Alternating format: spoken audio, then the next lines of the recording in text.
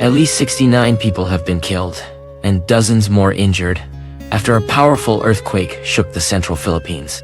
It struck late on Tuesday night with a magnitude of 6.9. That's strong enough to bring down buildings, crack roads wide open, and leave entire towns in fear. The province of Cebu took the brunt of the damage. By Wednesday morning, a state of calamity had already been declared. Thousands of people, too afraid to stay indoors, spent the night out on the streets. They huddled together, shivering, listening to the cries of children who could not stop trembling. One resident told the BBC that power and water were cut off.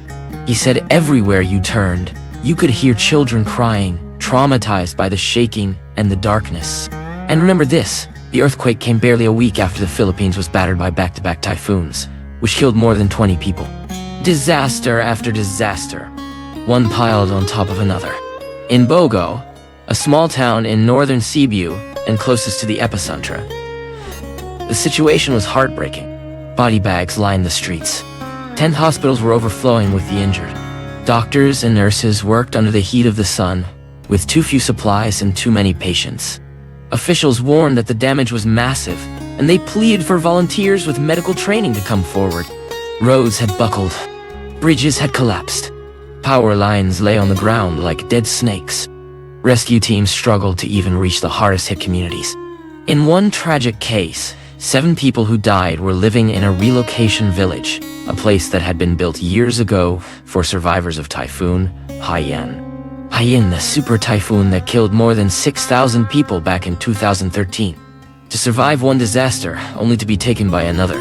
The cycle of tragedy continued.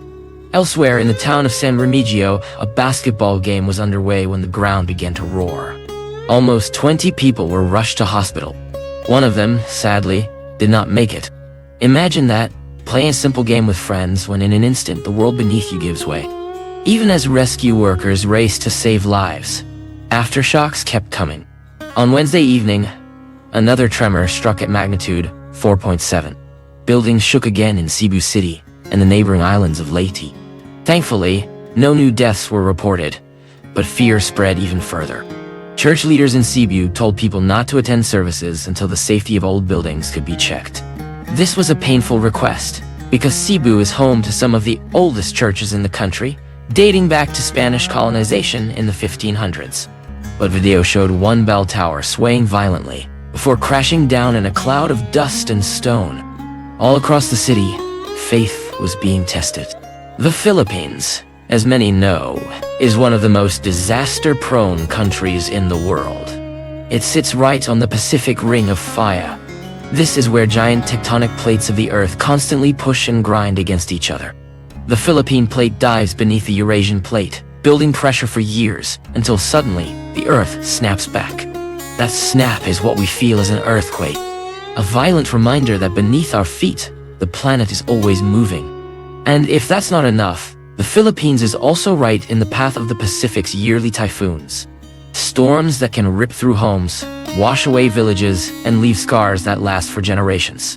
Just last month, Tropical Storm Bualoy and Typhoon Ragasa struck, leaving more than a dozen dead and hundreds of thousands displaced. For many families, the pain of losing their homes from those storms had barely begun to heal. Now an earthquake has torn that wound wide open again. This is the cruel reality of life in the Philippines. A land of beauty, culture, and resilience. But also a land standing at the mercy of nature's most powerful forces. As emergency teams continue to pull survivors from rubble, as families search desperately for loved ones, and as the nation prays for calmer days ahead, the rest of the world watches. Because disasters like this remind us of something important. No matter how strong we build, no matter how advanced our technology becomes, nature will always be stronger. But what defines us is not the disaster itself. It's how we come together, how we support one another, and how we rebuild again and again. And to the people of Cebu, to the people of the Philippines, who tonight are still sleeping in the streets, still afraid of the next tremor, still mourning lives already lost, our hearts are with you. Stay strong. You are not alone. Our thoughts are with everyone affected by this tragedy. For more in-depth reports on global events, make sure to subscribe to Unreal Headlines and stay informed.